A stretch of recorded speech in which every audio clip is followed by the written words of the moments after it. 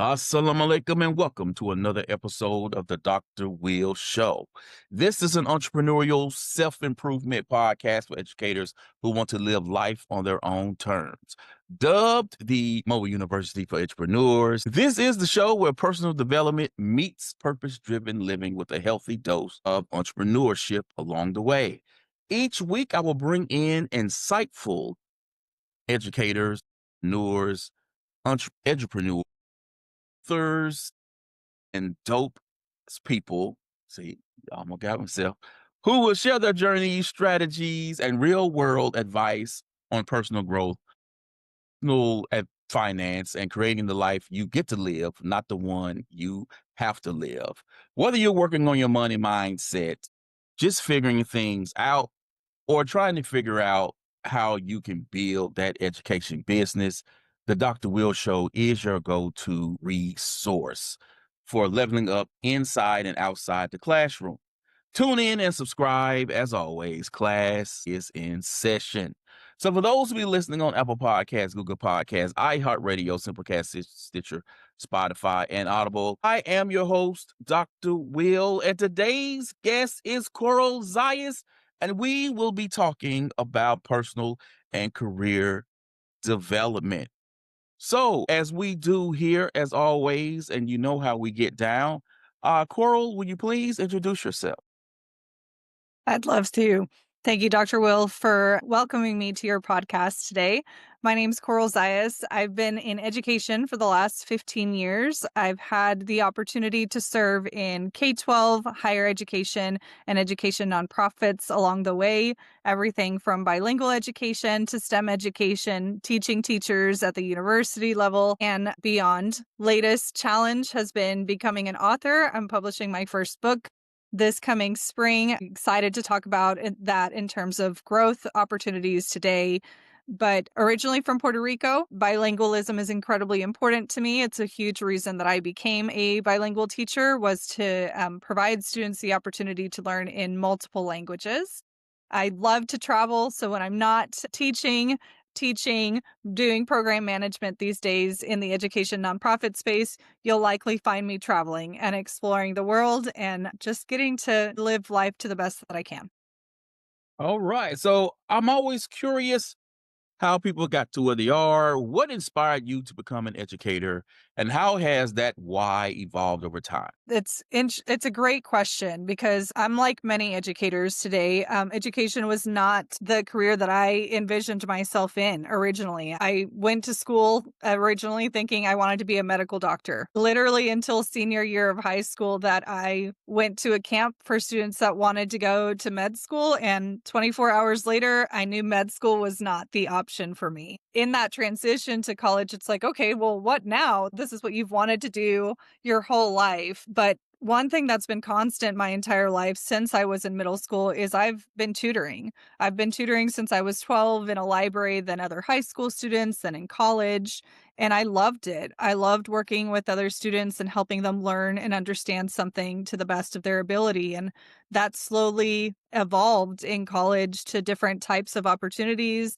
And eventually I became a bilingual teacher a few years later. Well, in education, we hear this all the time, and all of us have heard of this, and that is lifelong learning. What habits or routines have been most important to you for personal growth as a teacher or leader? That's a great question. For me, I literally cannot go to sleep without learning something new. Like lifelong learning to me is truly like a daily habit. And it may be the only daily habit that I do like really well. It's Duolingo, for example. My language learning streak is going on strong 2+ years. But outside of that, I want to keep my brain healthy. So I want to learn something new. I'm very interdisciplinary. So while I've learned about lots of different subject areas that I've taught, I'm usually exploring far beyond that into the kind of work that we do in other industries. Right now, that's been finance and business over the last 2 years. But really, what inspires me is just staying healthy, keeping my brain healthy, wanting to learn something new, staying curious, wanting to explore what's out there. And I love to find the connections between different things. So the only way that you can find connections is if you learn more and you learn from others that are doing work from a different point of view.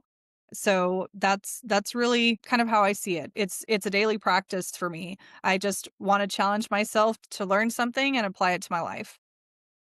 What do you wish you learned early in your career that would have saved you time or peace of mind? So many things. I did not have my first coach until 5 years into being a teacher. So when I say I should have been a statistic, the statistic is that a lot of new teachers are not making it past year 5. Like, that should have been me because I didn't get the support I needed until year 5. The things that I wish that I knew weren't necessarily specific things, but it was just mentorship, having the access to mentorship and to coaches that helped you find your strengths and dive into that rather than I feel like as teachers and educators, we go to hundreds of hours of PD. Maybe 5% of it actually applies to the work that we do on a daily basis. So, being willing, one of the things that I did to kind of get through those first 5 years of not having a coach or a mentor was reaching out to my own PD, whether it was from different ed tech companies, finding online offerings that were free. It used to be the Twitter chats of the day, but finding a way to get connected to other educators doing work, not just in your school or your district or your state, but far beyond that, across the country. What are we doing internationally? And that's something that I wish from day one. I feel like I started doing that from day one, but I wish I would have really focused on doing that more from day one. Because when you don't have a coach or a mentor from the beginning, you kind of have to learn to be your own coach and your mentor and go out and find information. So I would just encourage early year educators to build your network early. Not be afraid of expanding and learning outside of who's in your current school building or your district. Let's stick with that for a moment because I would assume every school district has that academic coach that is going to work with them on the pedagogy or teaching strategies or whatever curriculum that that school has purchased. But in terms of maybe going into that self reflection for teachers, sort of figuring out where they fit, where they belong, or what may be the next step for them. That's not necessarily what that academic coach has been trained to do, maybe keen to do, or maybe something the district is interested in doing anyway. When you are talking about that level of coaching, let's say career coaching, how should a teacher start to sort of mentally wrap their heads around why they should seek out that career coach as a teacher? Because that's foreign for a lot of teachers, right? It's particularly those in K through 12. If you were to tell someone who worked in finance, who worked in tech, who worked in certain other industries, and they were seeking out a career coach, that would be like, wow, who are you working with? It's just a part of what they do.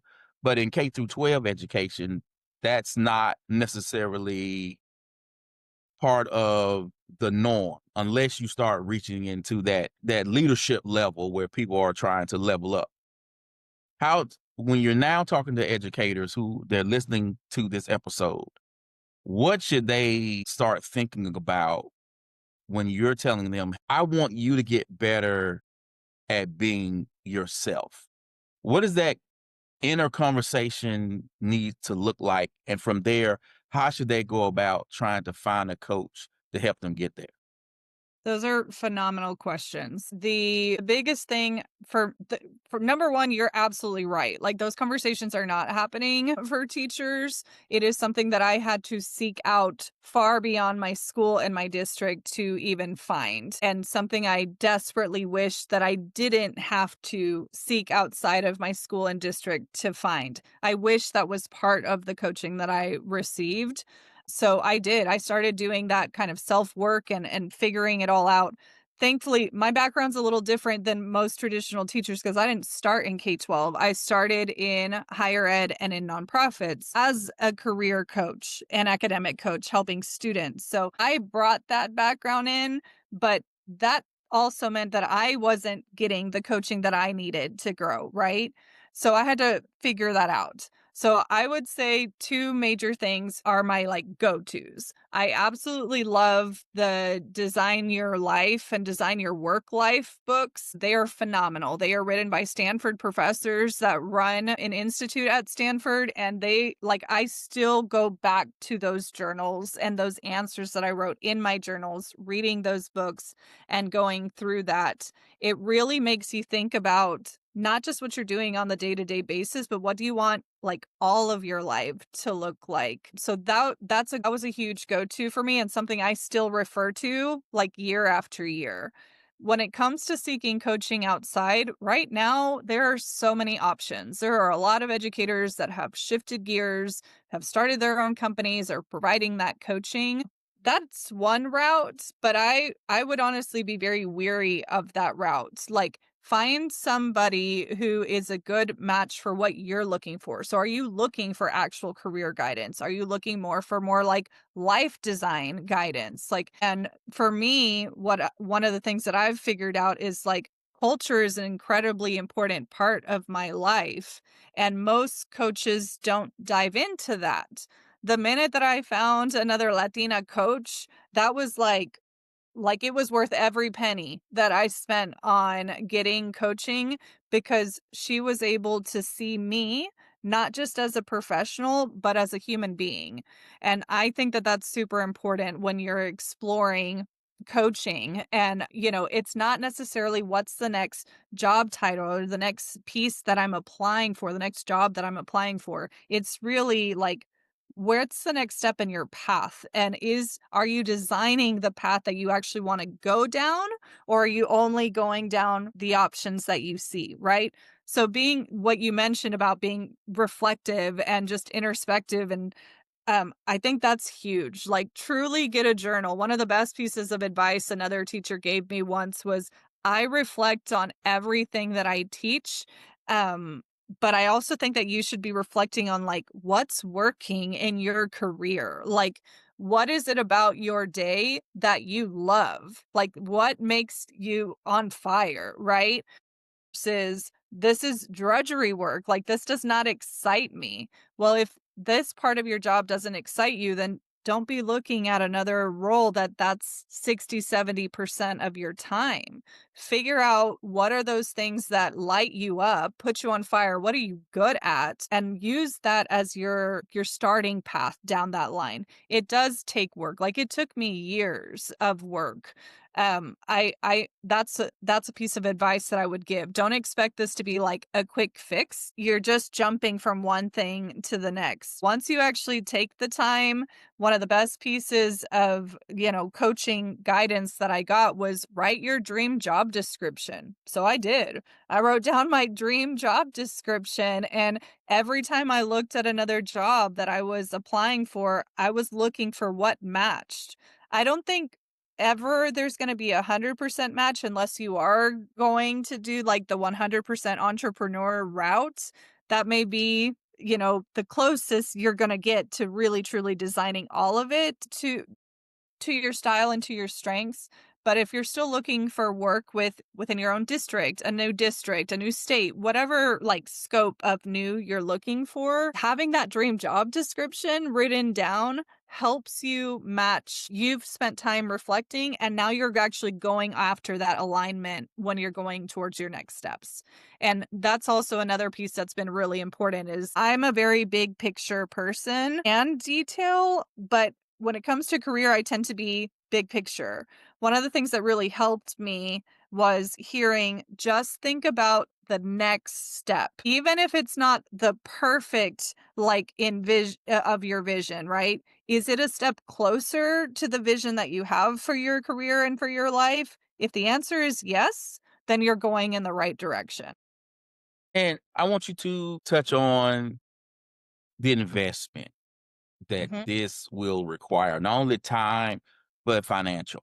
And I say that because there are teachers who they will go out of pocket and they'll buy toothpaste, they'll buy pencils, markers, snacks. They'll do all of these things for their students, but won't buy an iPad for themselves to teach.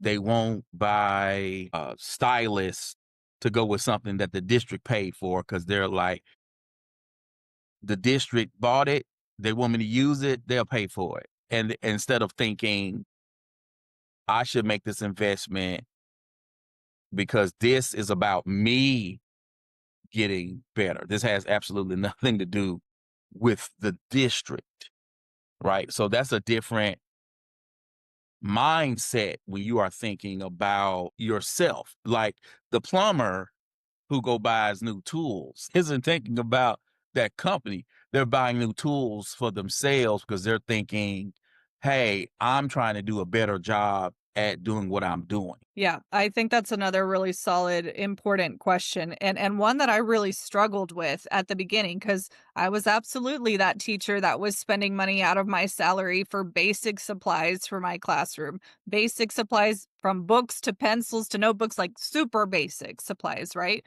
And it was very hard. Like, do I even have the money to like invest in these other things for myself? So it took many years to get to that point where I was like, "No, I'm gonna have to make this conscious choice because it's like you said, sure, they may give me an iPad, but at the end of the day, if I leave, I'm giving that iPad back. But if I have my own, then I have all of my things on my iPad that I can take with me regardless of which school I'm in, which district I'm in. Am I going to a conference that I get to continue learning, etc.? So, yes, I would say about halfway in, I started investing in those things. I was lucky enough to be in a district at one point that had like an Apple teacher program, so I was able to use it at school and we were piloting it to get to use it in our classrooms. And I was like, I don't want to have to give this back. Like I didn't learn all of this to give this back. So I did. That was the first time I invested in my own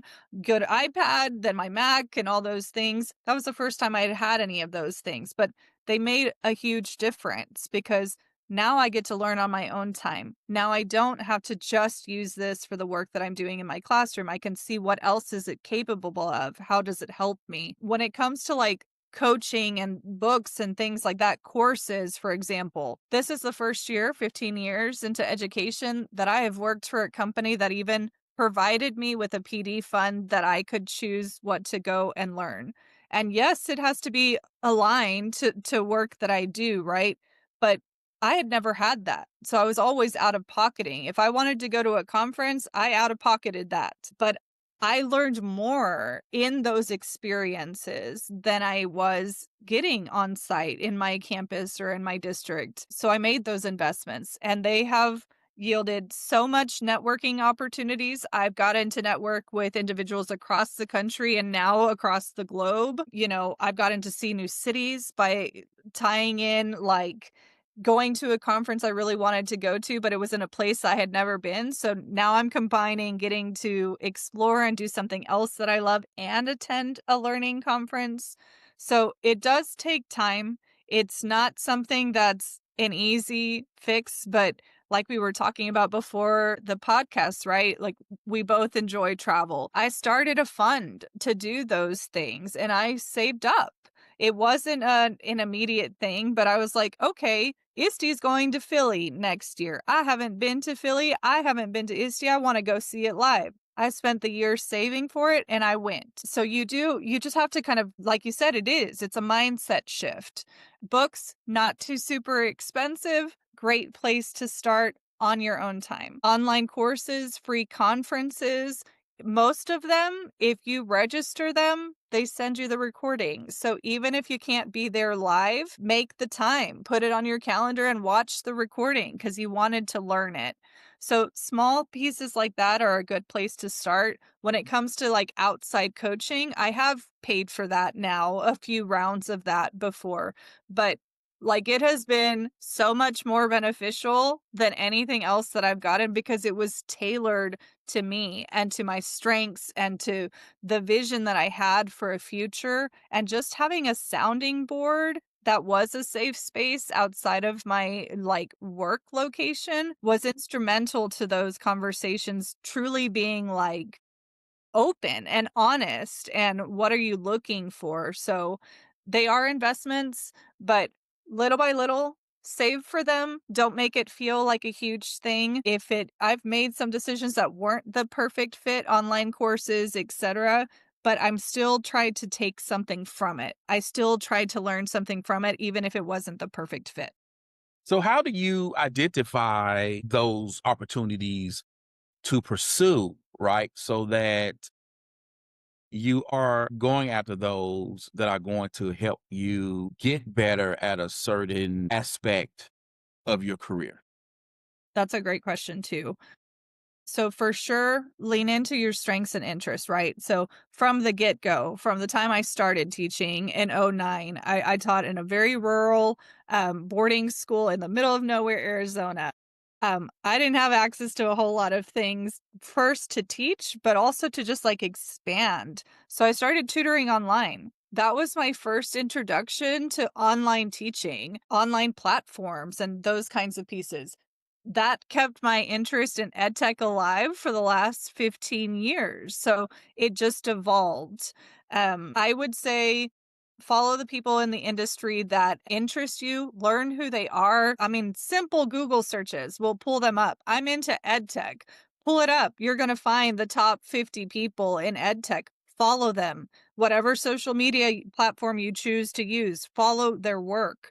Most of them all tag team with one another.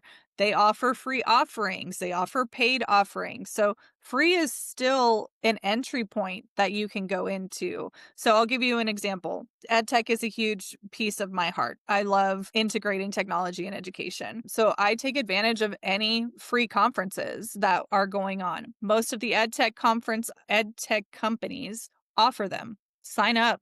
Go. There's big ones like there's one in Houston that happens every year. That's free.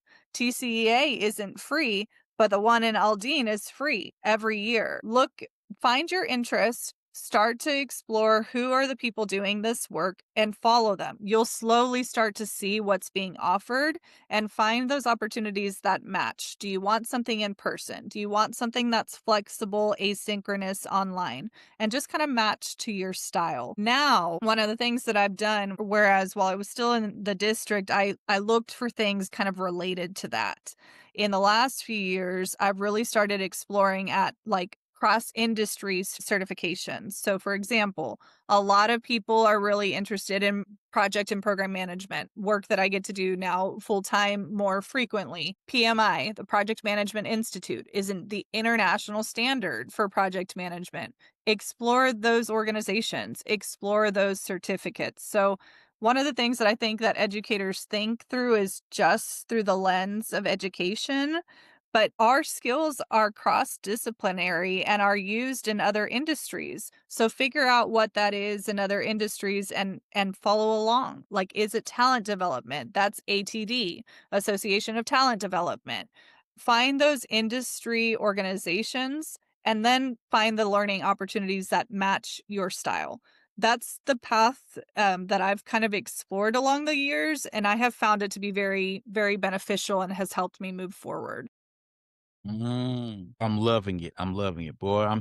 I'm excited to release this one. I'm excited. Get ahead of myself. Get ahead of myself. So, talk us through about a pivotal moment or decision that shifted your thought process or your thinking about a career move.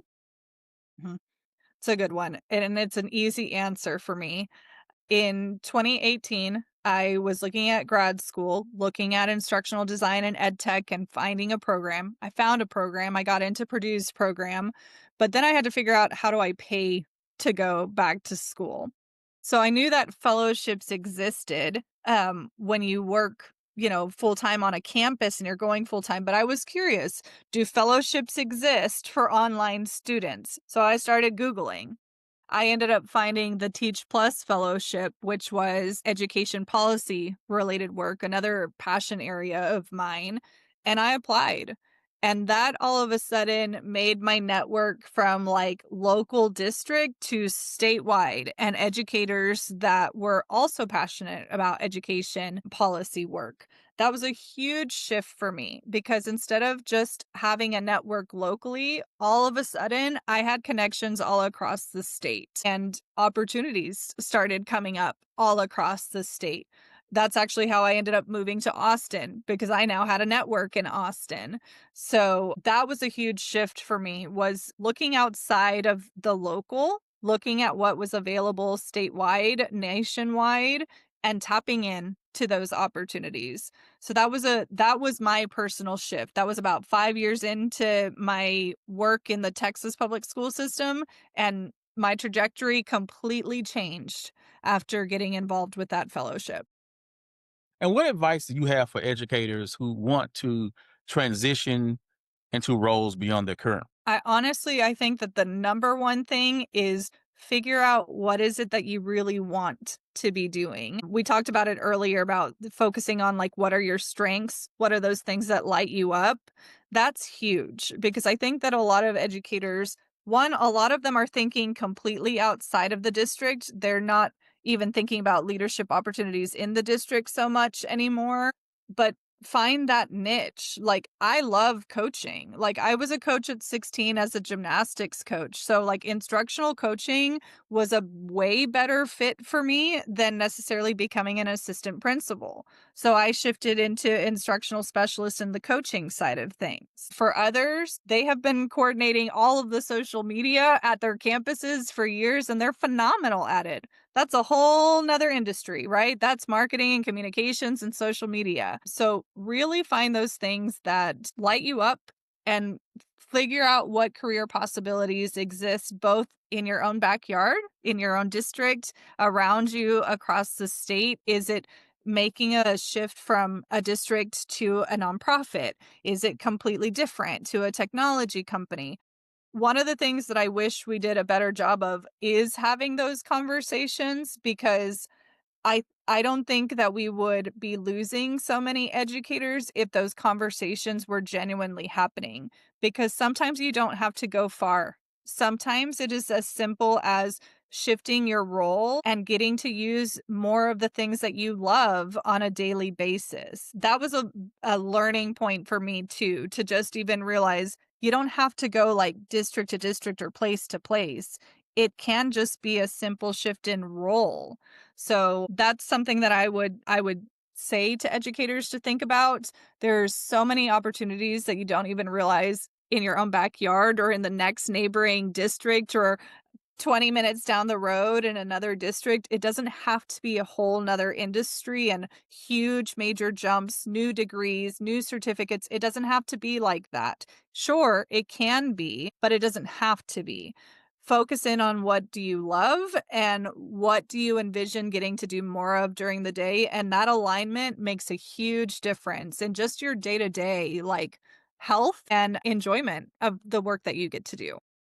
When you speak about that, it makes me think about the teachers that I know even in my own school district. And when I look at a lot of them when they are pursuing graduate level degrees, it's normally in curriculum, instructional leadership, or ed leadership, right? It doesn't go outside of that bubble. And not that there's anything wrong with that. I actually have a my doctorate is in ed leadership, but I know it's far different from theirs. How my degree was constructed.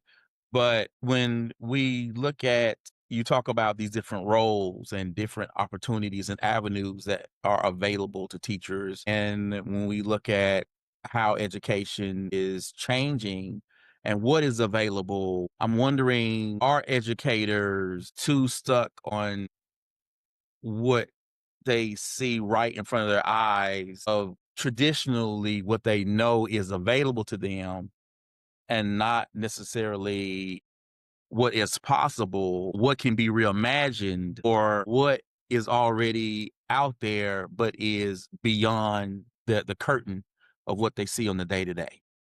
Yeah, I think that that is a huge component. Those are the types of conversations that I would have with teachers when we would do PLCs. Like, I guess that's my rogue nature. Like at the end of a PLC, like I'm more interested in you as a human, and like I'm wanting to have those conversations of can see that you're frustrated.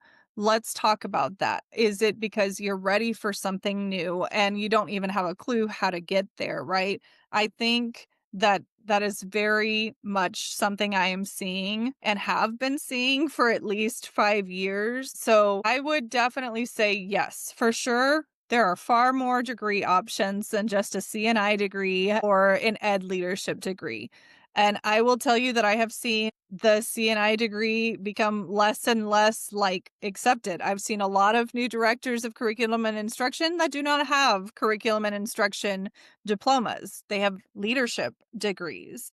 So I think within a district, I think if you're focusing on work within the district, that is still going to be the norm and what is being looked for when you're interviewing for another type of position. I think that if you wanna be able to keep your love of education, but you wanna see that work in a different context than in a traditional school, like, now there's fellowships to open their own charter schools. Like, there are lots of organizations across the country that are providing those opportunities for teachers that want to lead, but they wanna lead in a different way. They wanna look at innovation. They wanna look at the new laws that are coming into place and playing with that. So that's one way to kind of explore, but of course, there are thousands of other master's and doctoral programs. That's actually why I did not choose the CNI or an ed leadership master's degree. I took one that was far broader in instructional design and technology because I know me. I need change, I need variety, and that was more broad scope and would allow me to still focus on my strengths but be able to bring those strengths anywhere, not just to my school, not just to my district, but to other organizations. My vision has always been by the time my parents retire, which we're still a ways out, but I wanted to get to the point that I could be a full time entrepreneur to spend more time with them. That's important in my culture. So I'm building towards that. So I want to learn about some of those other things. That's how I've explored other kind of degrees and certificates and things like that is because I know what the end goal is. So I think it really brings it back to reflection, like not just thinking about what's the next piece, but what do you really envision? Like, what do you see your path looking like? Or are you like me that, like, I haven't seen my path by someone else? So I intentionally go out to explore how can I make sure I have the most interdisciplinary skill set possible that I can weave in and work to my strengths in different spaces, not just my school or my district or my state, but nationwide across the globe. I think you got to be really focused on what does it look like for you? Because what it looks like for me is going to be very different from a teacher that I coach. So I think all of those pieces are important. Hopefully that answers your question. Yes, yes. So, how do you approach continuous learning for yourself, given how things are changing? You just mentioned how you're very interdisciplinary and how you approach learning, how you have this idea of this path because you want to be able to spend time with your parents. But we also know, and I'm loving hearing about your story, about the way, because this is very fascinating. But we also know with education, things are changing. In some institutions, they're changing rapidly. And others, they're still an iceberg, which I don't understand after the Rona. I K through 12 is very much at a standstill, given the time period they had for innovation to take place. And yet it did not. So I'm very disappointed at that. I'm going to keep that in. But when I think about how online learning is growing, and even at universities, they have seen that their growth has been in online learning, whether it be in degree programs or more students who may be physically on that campus who are still choosing to take online courses. And so we're seeing how tech is really sort of shaping and reshaping education. So as we see all of these things starting to move and change very rapidly, how do you continue to approach learning for yourself, especially to where you remain focused on where your end goal is? And what do you recommend for others so that they don't get caught up in squirrel, squirrel, squirrel, squirrel, because stuff is changing so fast? Yeah, that's a really good way to put it too. For sure, it has been in the ed tech space for at least a decade, right? So I think that if you're an educator and you're not paying attention to what's happening in the ed tech space, you need to start. And like yesterday. But today is better than tomorrow, for sure. That is the most quickly evolving piece of the education world. But it's not just the quickest evolving piece of the education world, it is the most quickly evolving piece of the whole world and every industry and how it's impacting every industry. So I think that that's a huge piece, right? Of course, now that's all the generative AI, right? Ever since we're talking 2.5 years now since OpenAI went public, right? So that's the current piece. It's AI, but it changes every year. Every 2 years tops, it will keep shifting. So, for sure, that is the space to be paying attention to right now, right? Is how is it impacting our schools? But I don't want people to be on the back burner and watch it happen to them. I want people to be thinking about how can I be part of building this so that it actually meets my needs? Because I think that's a huge miss 3/4 of the time in the ed tech space is they build things that they think people want, but they never asked an actual educator. So you know what you need as an educator, right? For example, I remember seeing Magic School AI and EduAid for the first time about a year and a half ago or something like that.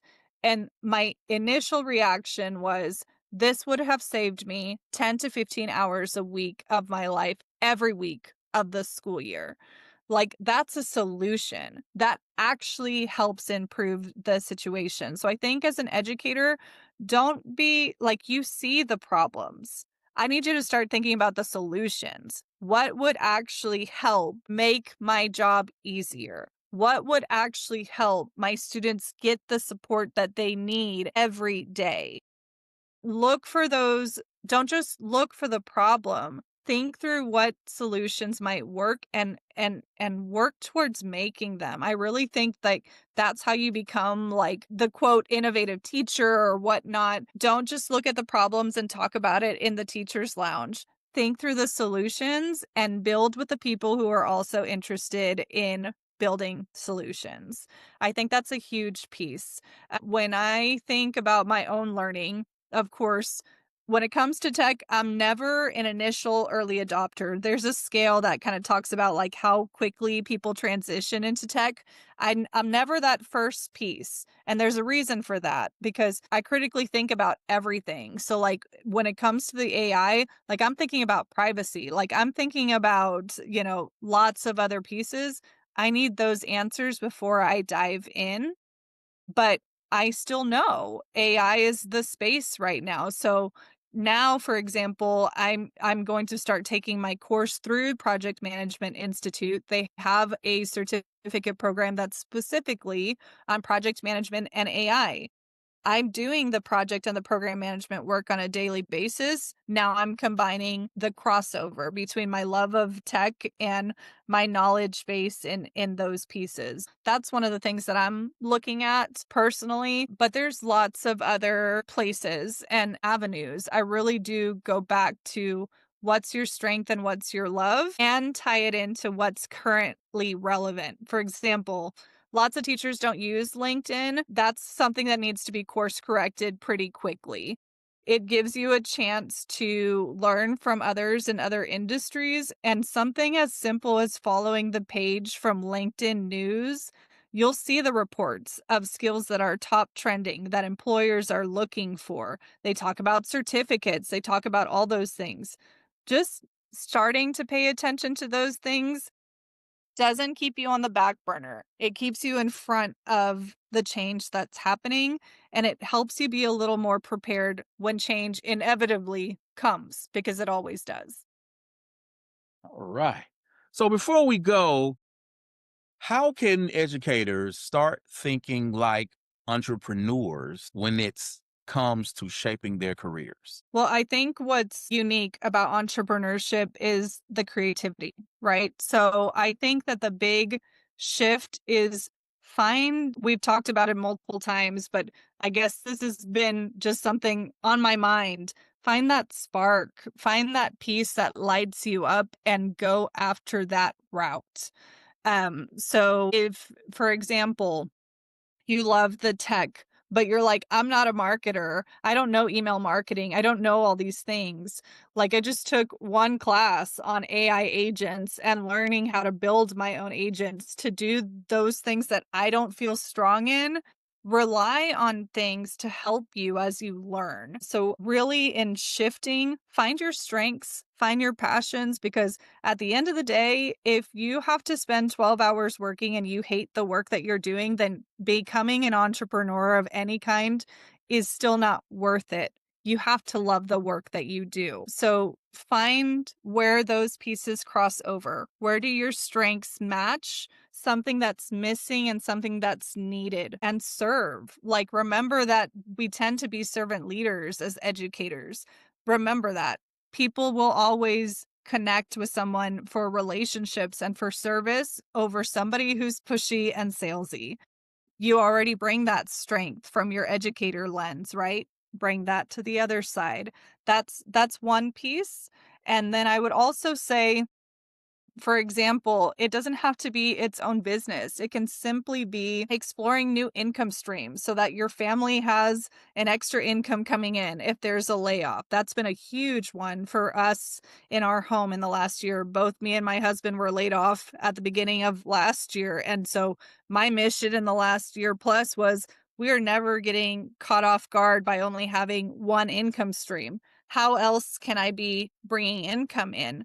So I've been working on a book. I've spent 3 years working on a book.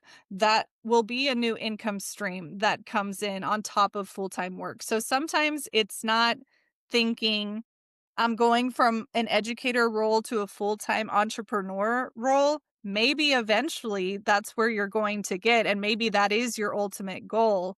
But right now, it's also okay to just start thinking, where can I play? Where can I learn? And how can I add that to my current skill set? Corey, I love it. I love it. Ooh, dropped him today. Thank you for coming on the show. You're welcome. Thank you for having me. You're welcome. Now, people, you know how I do this. This episode is going to be on Apple Podcast. Listen, iHeartRadio, Simplecast, Stitcher, Spotify, and Audible. I need you to subscribe and to share with your network. And though I'm on all major podcast platforms, I need you on Apple Podcasts because I'm trying to grow there. I need you to listen because they do check that. I need you to leave me a review. Leave me some stars because I'm trying to grow. I'm trying to get Oprah on the show because I want her to know that we're doing big things around here. Again, I'd like to thank my guest, Coral Zayas, for coming on and dropping so many gems. And for you for checking out another episode of the Dr. Will Show, the Mobile University of Entrepreneurs. As always, people invest in you, EDU. Peace.